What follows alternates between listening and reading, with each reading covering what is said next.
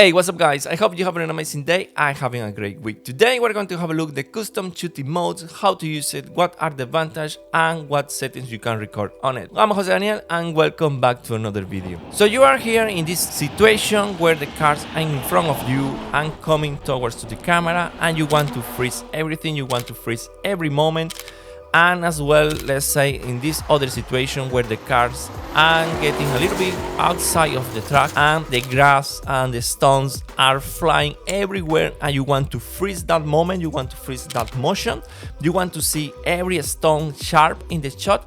And in that case, you set the shutter speed like 500 of the seconds just to have a really high shutter speed.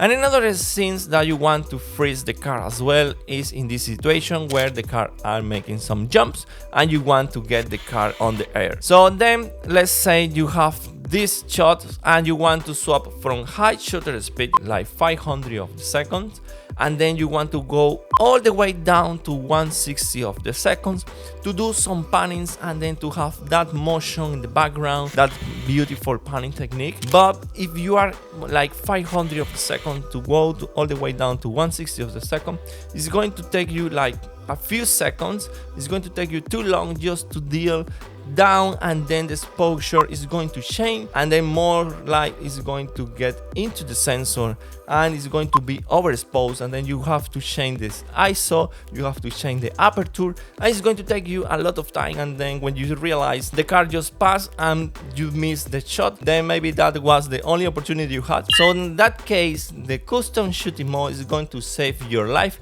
It's going to make your life much easier because instead of changing too many settings just to make the right exposure for both situations, you have to only swap one click and it's going to have the high shutter speed and then you swap to a slow shutter speed. I'm recording the Canon R6 and it has 3 custom shooting modes. I have the Canon 6D Mark II, they have 2 custom setting modes. But if in your case you have a more simple camera that doesn't have any custom shooting mode, don't worry because I have another one that doesn't have any custom shooting mode. We can use some settings. I'm going to explain you at the end of the video how to use these settings, what settings we can record in the custom shooting modes. You can record shutter speed, aperture, the ISO, white balance, shooting mode, focus point, drive mode, AF operation. You have maybe 1, 2 or 3 custom shooting modes, but you can still use another one. This is not going to be a custom shooting mode, but you can get advantage of it as well. I'm going to explain you later on what setting is it. Now to record the custom shooting mode or the settings you set already, to set it up, we can just go to manual mode. We set everything we want to. So let's say we are going to use 500 of the second.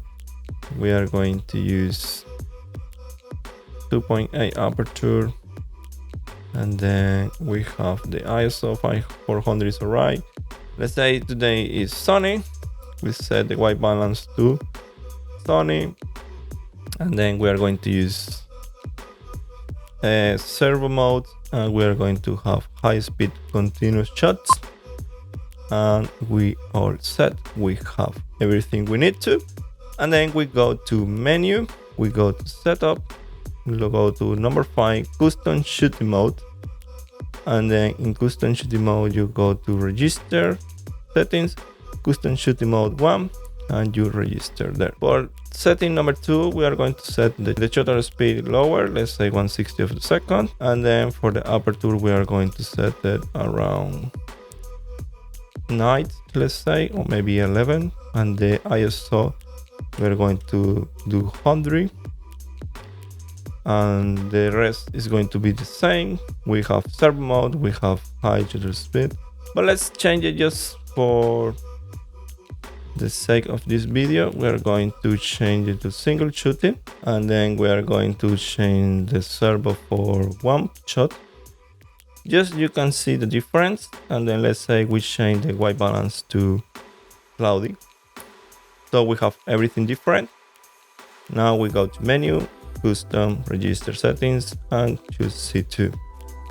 Go OK. What you are doing is telling the camera you have 3 scenes, one scene for C1, one scene for C2, and one scene for C3.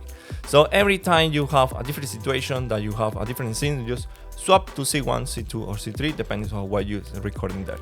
So then the extra tip I give you is going to be, you have your records in C1 and C2. Let's say you have only 2 custom shooting modes and you want to have the extra one, you want to have another one. What you can do is use the manual mode as well as another scene. So in that case, you will have recorded 3 scenes, 2 for custom shooting modes, C1 and C2, and then you will have another one in manual mode.